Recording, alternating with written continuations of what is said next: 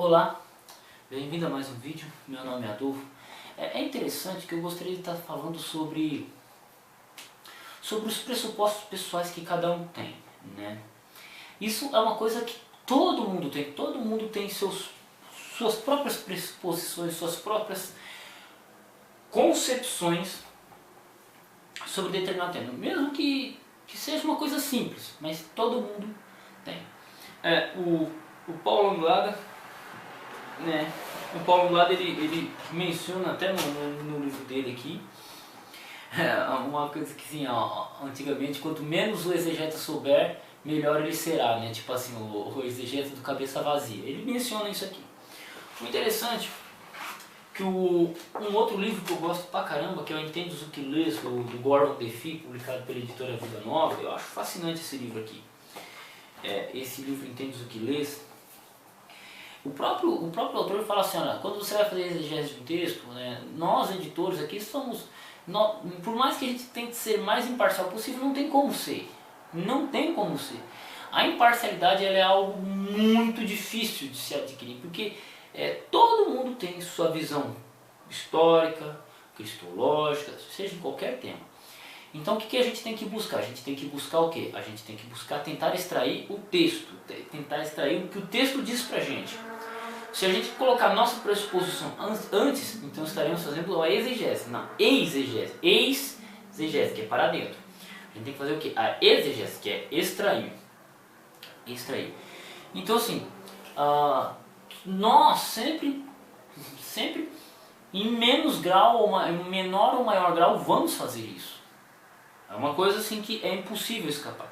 Então, por exemplo, quando eu vou estudar um autor, eu procuro saber quem é ele, religião, que época viveu, o máximo de informações possíveis. É assim que eu faço, é assim que eu busco, é assim que eu estudo. Por exemplo, fui ler o livro do Paulo Anglada. Estou lendo esse livro do Paulo Anglada, Manuscritologia do Novo Testamento, História, Correntes Textuais e o Final longo do Evangelho de Marcos. Qual que é o ponto de vista dele? O ponto de vista dele, ele é presbiteriano, ele é pastor, né? Pastor, professor e tal, o cara bagaça, escreve muito bem, pelo menos o livro que eu estou lendo aqui, o cara escreve super bem, de maneira super clara. Ele defende a linha de texto majoritário, pelo que me apareceu, né? Me apresentou-se, né? Ele defende o texto majoritário. Então, ele vai trabalhar em cima desses princípios. Quando eu vou ler Pedro Apolinário, Wilson Paroski, qualquer coisa, eu sei qual que é o ponto de vista deles, então eu trabalho em cima do ponto de vista que eles trabalham, né? Eu analiso, eu leio e eu observo que a abordagem que eles tomam é diferente desse aqui, do Paulo Anglada. Então a gente tem que saber diferenciar qual que é o princípio, por que ele trabalha dessa forma diferente, como que ele enxerga o texto. Então são perguntas interessantes sobre o autor que temos que fazer. A mesma coisa temos que fazer com a Bíblia. Vamos ler Gênesis 1. Por que essa narrativa de Gênesis 1? Gênesis 1 já deixo bem claro aí, o canal do Thiago Santana, ele ama o livro de Gênesis, ele gosta de fazer análise de Gênesis, ele tem vídeos falando sobre a desenvoltura narrativa do livro de Gênesis. Thiago Santana, né? Thiago Santana. Logo ele comenta aqui, eu marco o comentário dele, tá? Salve, salve, Thiago Santana. Deixa a barba crescer, hein, rapaz.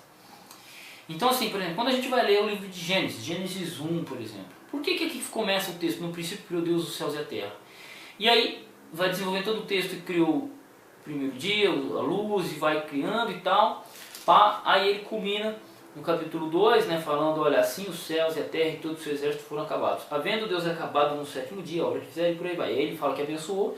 E aí fala assim no verso 4, essas são as origens dos céus e da terra quando foram criados. E depois ele continua a narrativa falando que não tinha feito chover, fala de um vapor e saiu um rio. E depois ele fala que vai criando o homem, cria o homem. E depois vem a narrativa da queda do homem.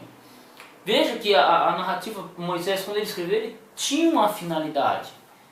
Ele tinha uma finalidade. Então assim, o que a gente consegue extrair? Ele enfatiza a criação dos 6 dias e o descanso no sétimo, né, que Deus cessa no sétimo dia. Depois ele volta para enfatizar no capítulo 2 aqui a criação do homem, né, a criação do homem e do jardim. Olha que interessante, ele vai falar da criação do jardim, da criação do homem, falando que Adão pôs o nome em todo o gado, animal, aves dos céus, versículo 22, verso 20. E o capítulo 3, nessa narrativa, ele trabalha a queda do homem. Então veja que existem parâmetros. Por quê? Porque ele estava com essa finalidade de escrever, entendeu? Ele quis escrever assim, né? Paulo, já vai falar Paulo, né? Moisés escreveu assim. Então assim, quando a gente vai ler o texto, a gente tem que simplesmente ler o texto e tentar extrair o que o texto diz, entender o que o autor diz. Por exemplo, um calvinista, quando ele pega a Bíblia para ler, e ele se depara com um verso que trabalha o arminianismo, veja só, o cara tem que dar uma volta teológica, tem que fazer uma volta exegética para isso. E quando o arminiano pega um texto que defende o calvinismo, como que faz? Ele também tem que dar uma volta. Entende? Todo mundo vai ter suas pressuposições com dificuldade. A pessoa que crê na imortalidade da alma, ela vai procurar texto, muitas vezes acontece isso. A pessoa vai procurar texto na Bíblia para defender o ponto de vista que ela tem. E o que não crê na imortalidade da alma, também vai procurar verso na Bíblia mostrando aquilo que ele crê. Só que o próprio, isso que eu estou falando sobre o arminiano e o calvinista está aqui, tá nesse livro aqui, Entendes o que lês, porque é isso que eu acho fascinante. Então, existe dificuldade para os dois lados. A passagem de Lucas 23:43, te digo hoje, estarás comigo no paraíso, ela, no início até o século X, século 8, século X, você tinha pais da igreja questionando, interpretando de maneira diferente essa passagem. Não só que naquele mesmo dia o ladrão tinha ido para o céu. Não, existia uma gama de interpretações ali até por volta do século X, século XII. O interessante é que teve um papa lá que ele fez uma colocação um dia, uma determinada data, e sobre esse assunto. E aí ele explicou. O que ocorreu? Os teólogos eles pararam, analisaram e falaram, não, mas pera.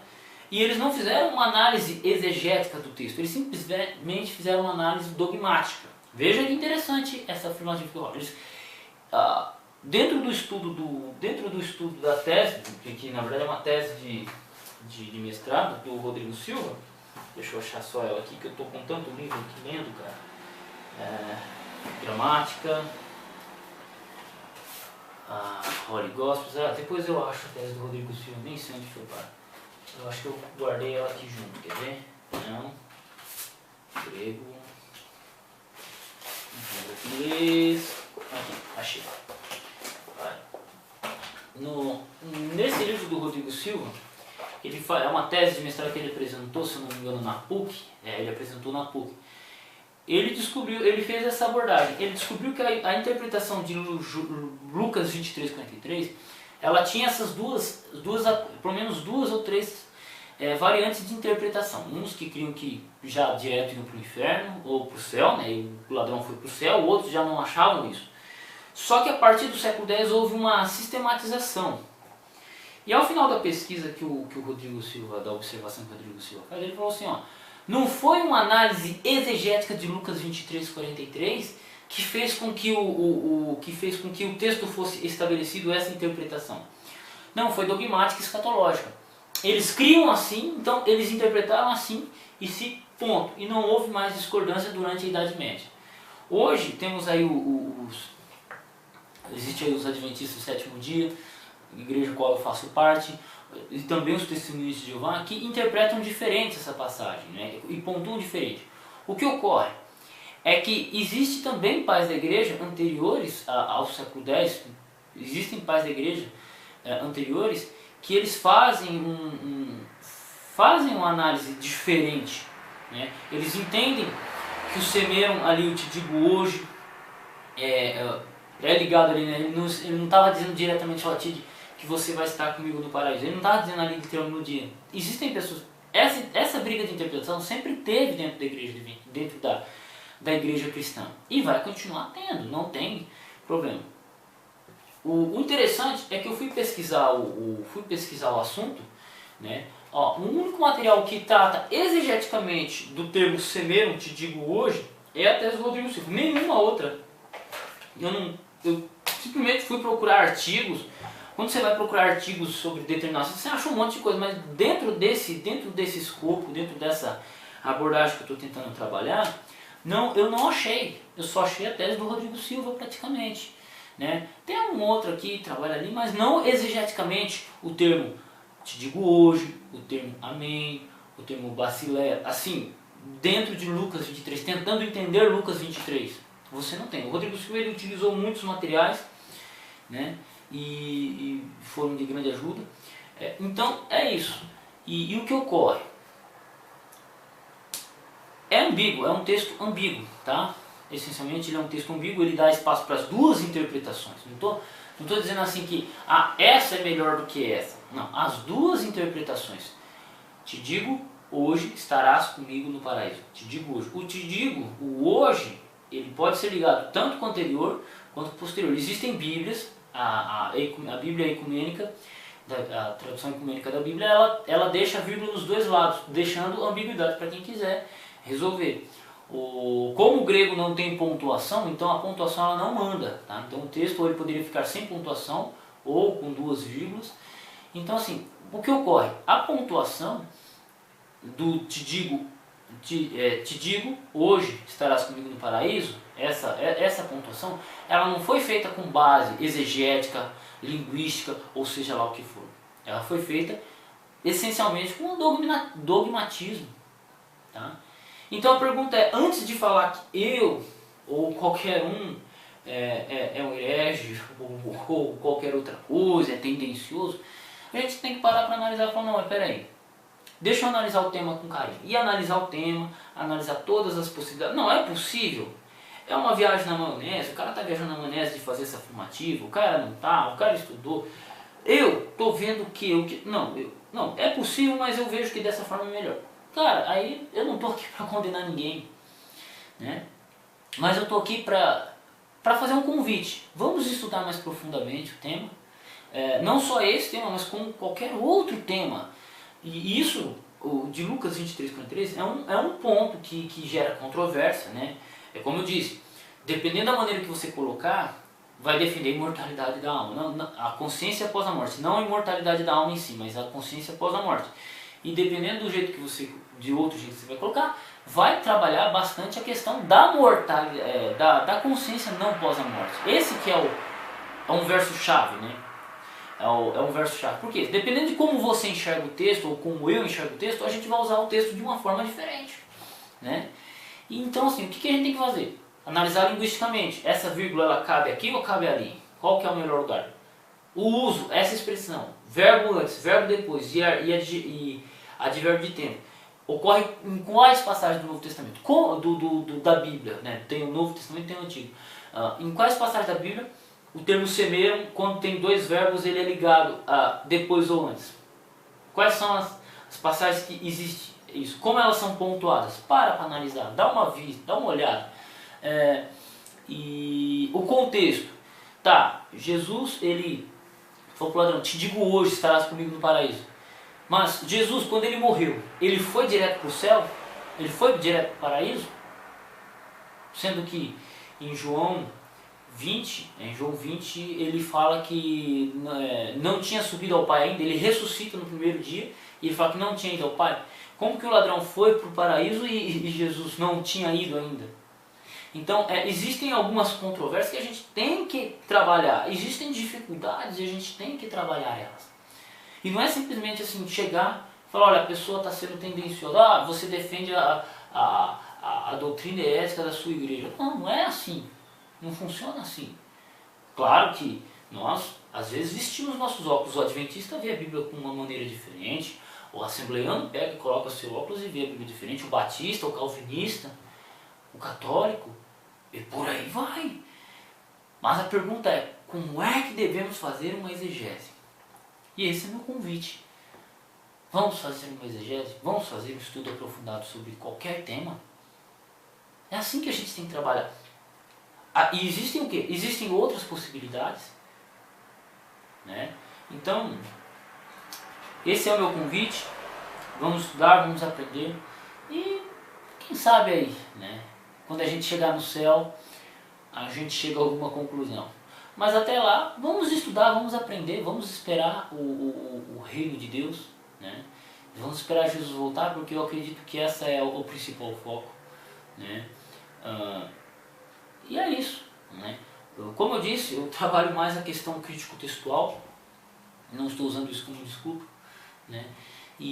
Mas de qualquer forma, por exemplo, quando você vê um vídeo meu, o Adolfo Clary está gravando um vídeo lá falando sobre manuscritos do Novo Testamento, mas aí você tem que se perguntar, mas peraí, como é que ele enxerga a reconstrução textual? Ele é majoritário, então ele vai partir, o vídeo dele ele vai partir do ponto de vista majoritário, não tem como.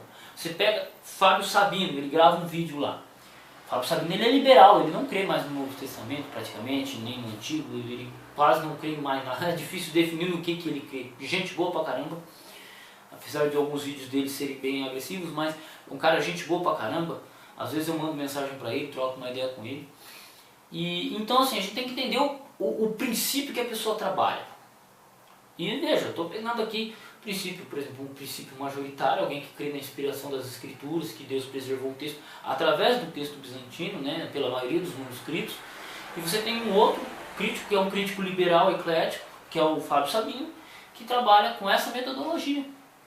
Se você for lá pegar o Wilson Parós, que é a maioria dos críticos modernos, eles são ecléticos, creem na inspiração, né, e trabalham com um texto eclético. Então assim, temos que entender como que a pessoa trabalha e temos que respeitar como que a pessoa pensa e colocá-las dentro do tempo e do espaço. Você vai ler Thomas More, por exemplo, você vai ler Thomas More, Utopia, né? Utopia de Thomas More. Tenta ler o livro e sem entender por que ele escreveu daquela maneira e como foi escrito. Tenta. Se você ler o livro Utopia e for na história entender o contexto histórico, por que ele escreveu daquele jeito, sendo que o livro Utopia era uma crítica à maneira de governo, o que estava ocorrendo na Inglaterra. É interessante pegar, por exemplo, por que o Nicolau Maquiavel escreveu um livro chamado O Príncipe, né? E ele escreveu com um cara chamado Carlos Borges, César Borges, alguma coisa assim, né? Tem um livro aqui, eu tenho que dar uma lida de novo nele. Por que ele escreveu assim? Quem que era essa pessoa que ele presenteou? Quem que foi Nicolau Maquiavel? Por que ele escreve dessa forma? Era um italiano que viveu em 1500, presenteou um cara que era, acho que príncipe, acho que filho do Papa, alguma coisa assim, filho bastardo do Papa, e acho que ele era de família real, alguma coisa assim, alguma coisa do gênero, depois alguém me corrige aí nos comentários. Então assim, a gente tem que entender o contexto das obras, o contexto das pessoas. Todos são presos ao tempo e ao espaço. Todos têm suas limitações. Eu tenho, você tem e qualquer um tem. Mas o que a gente tem que fazer sabendo disso? Lutar para vencer nossas barreiras. E tentar compreender o texto ou tentar entender o texto da maneira que ele realmente é. Eu pus aqui os problemas, eu expus os problemas. Mas como é que devemos? Vamos deixar o texto falar. Quando a gente lê um texto bíblico, quando a gente lê uma obra literária, vamos tentar deixar a obra falar por si mesma. E entender os princípios hermenêuticos e exegéticos que a pessoa tem, né? Ou os princípios que ela utiliza, os princípios de crença que ela possui, porque isso são fatores determinantes também para certas conclusões. Isso é fato, não tem como negar. Não tem como negar. Isso qualquer exegeta vai falar isso. Mas vamos tentar fazer uma ponte, tentemos fazer uma ponte e sermos mais fiéis possíveis, ou pelo menos os mais coerentes possíveis com o texto bíblico e com qualquer outra obra. Fique com Deus, Deus abençoe seus estudos e tamo junto aí para aprender, para trabalhar a argumentação e a gente chega lá. Deus abençoe seus estudos e vamos crescendo.